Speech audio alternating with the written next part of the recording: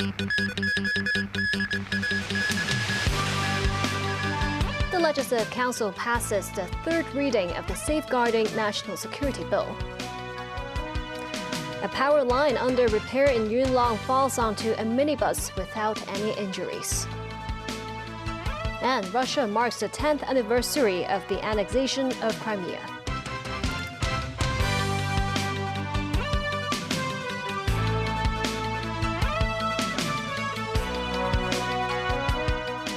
Good evening, and thank you for joining us. The Legislative Council passed the third reading of the Safeguarding National Security Bill. That marks the completion of the legislation on Article 23 of the Basic Law with a fast-track process. The bill will be gazetted and take effect this Saturday. 有89人出席，有89位贊成。89 present, 89 for. Unanimous carried.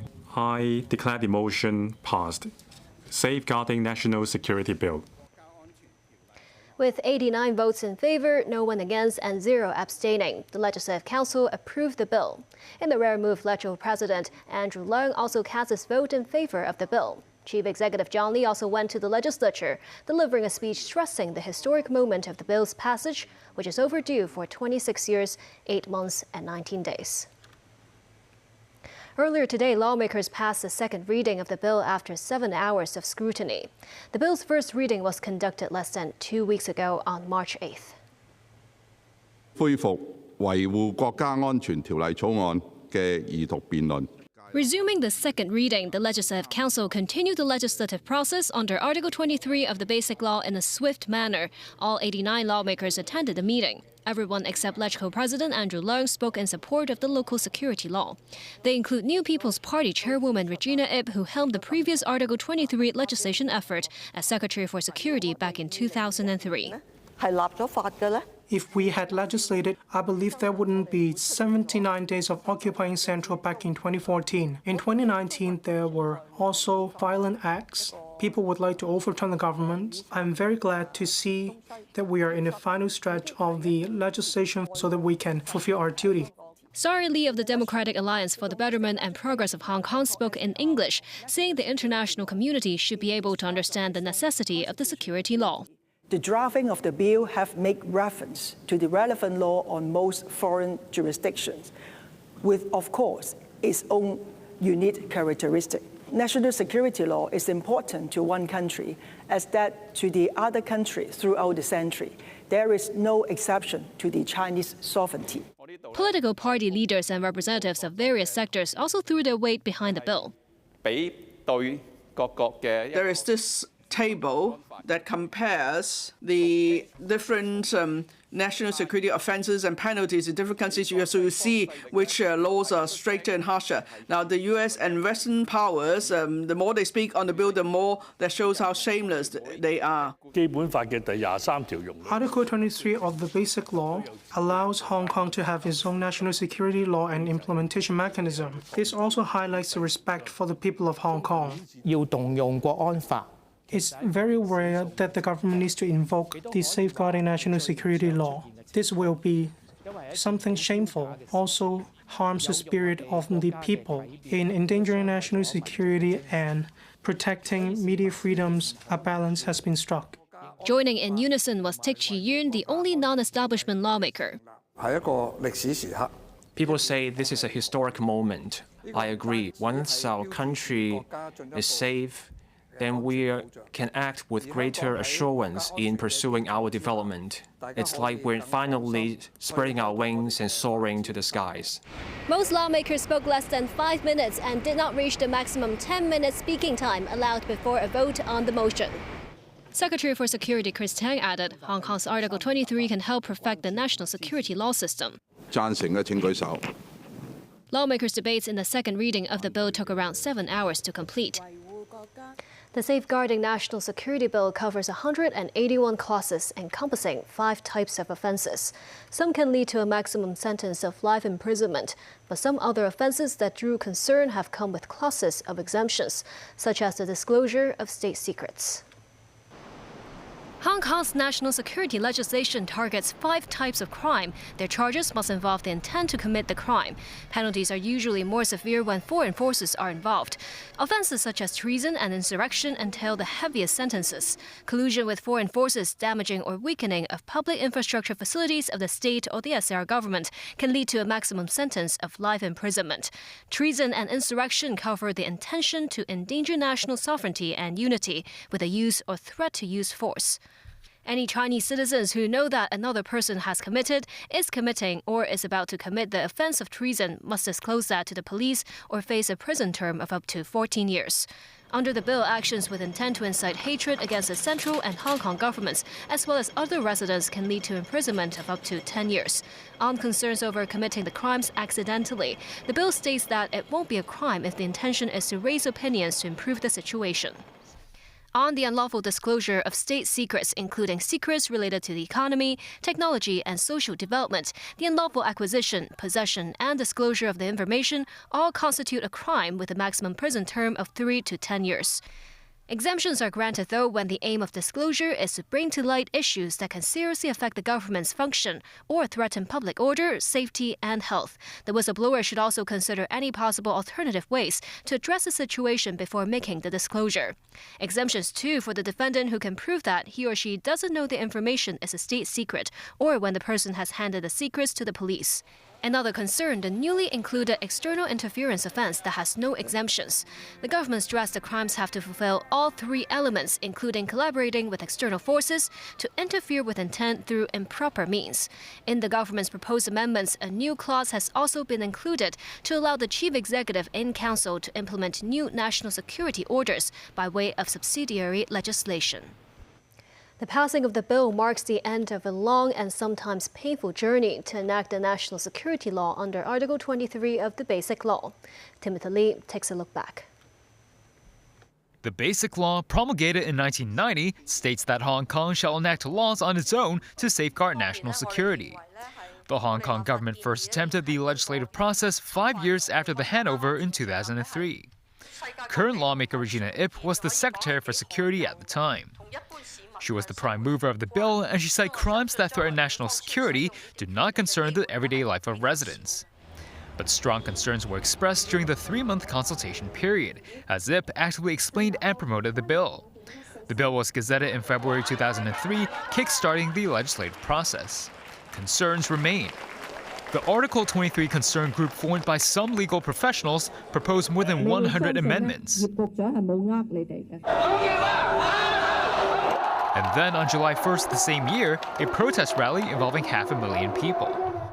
After the protest march, Chief Executive Tung Chee-hwa amended the bill and added public interest defense to the bill.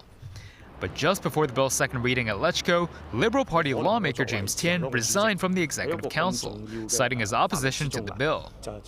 Falling short of votes to pass the bill without the Liberal Party's support, the government postponed the second reading. Regina Ip resigned as Security Secretary, citing personal reasons. The government withdrew the bill in September. All the chief executives since Tung had stated it's Hong Kong's constitutional duty to legislate on Article 23, but did not proceed further.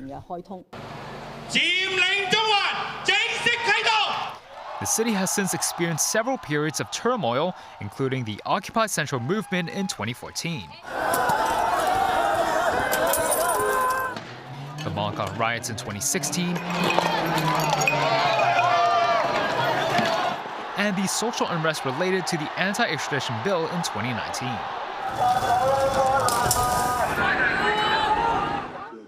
In June 2020, the Hong Kong National Security Law was passed in Beijing, but it did not cover all national security areas specified in Article 23. And on January 30th this year, the Hong Kong SAR government announced that it was launching the legislative process with a 1-month consultation period. Timothy Lee, TVB News. An overhead power line in Yuen Long fell and damaged a lamppost and minibus when it was being repaired by CLP contractors. No one was injured. The collapse also led to 68 nearby households experiencing power supply problems. Photos posted on social media show the damaged lamppost and power line at the Tam Mei section of Castle Peak Road. The incident occurred at around 12:20 p.m. when a CLP spokesperson said a contractor was conducting repair work. The power line, which was not transmitting electricity at the time, collapsed and struck a lamppost at the Ao Tau interchange. A nearby power line and a vehicle traveling at the junction were also damaged. Power supply was fully restored at around 2 p.m. Technicians are currently investigating the cause of the collapse. Foreign Minister Wang Yi has arrived in Canberra, the federal capital of Australia, on the second leg of his trip to two oceanic countries.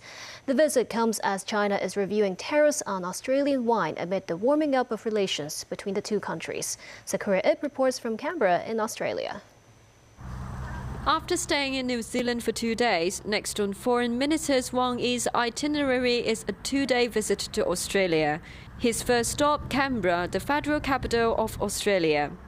Being Australia's largest trading partner, China exports electrical and mechanical machinery, textile products and toys to Australia, and imports iron ore, coal and barley from the country.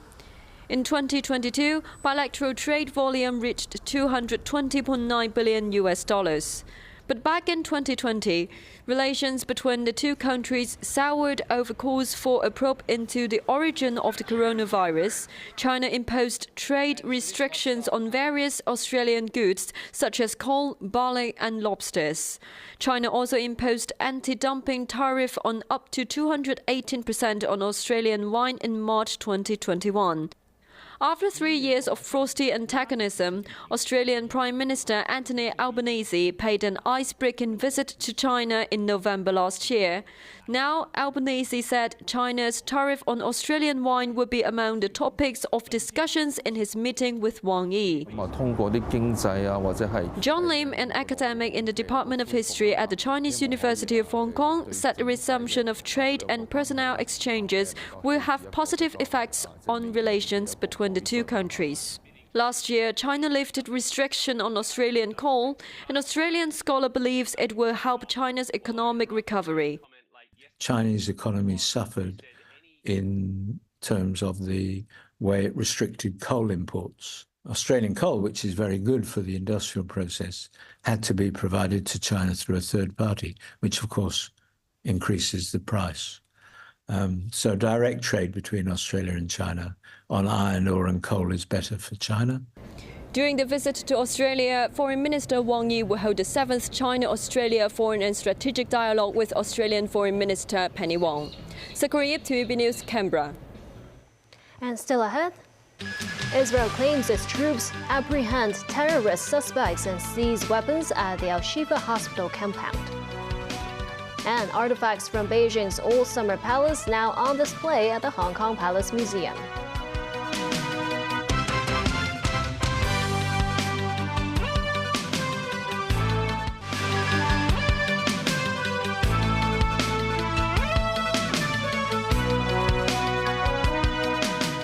Welcome back.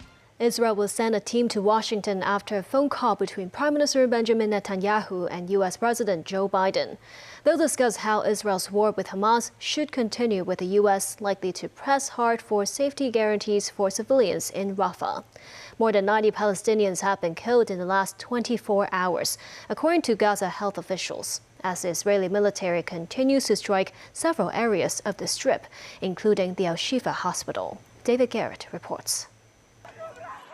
Smoke from an Israeli airstrike not far from the Al-Shifa hospital as Israeli troops storm the medical complex. A woman in an orange headscarf cradles her husband's dead body. She yells for help amid rubble. Palestinians rush to her aid. There is devastation all around. Israel Defense Forces released more pictures of what they say are operations at Al-Shifa. A soldier takes from the office of the general director to a room which he says is used by Hamas. They seized grenades, bullets and money after cracking open a safe. The IDF accuses Hamas of using the facility as cover. They say they killed 20 gunmen and apprehended many others. Israeli Prime Minister Benjamin Netanyahu told Joe Biden in a phone call an Israeli victory is the complete destruction of Hamas. That's why his forces went back into the hospital and are planning a massive ground offensive in Rafah. The President told the Prime Minister again today that we share the goal of defeating Hamas. But we just believe you need a coherent and sustainable strategy to make that happen. And anytime I hear an argument that says, if you don't smash into Rafah, you can't defeat Hamas, I say that is a straw man. Our view is that there are ways for Israel to prevail in this conflict, to secure its long-term future, to end the terror threat from Gaza, and not smash into Rafah. That's what we're going to present in this integrated way when this team comes. With more than 1 million Palestinians in and around Rafah already in desperate need, Biden told Netanyahu he cannot succeed without an integrated humanitarian plan. A report urged Israel to be more flexible. A World Food Programme investigation found virtually everyone in Gaza is struggling for food. It said a third of the population are experiencing catastrophic hunger and warned if Israel broadens the attack on Rafah, half the population will starve. The UN coordinator said sporadic aid drops and the possibility of a makeshift port are merely a temporary solution.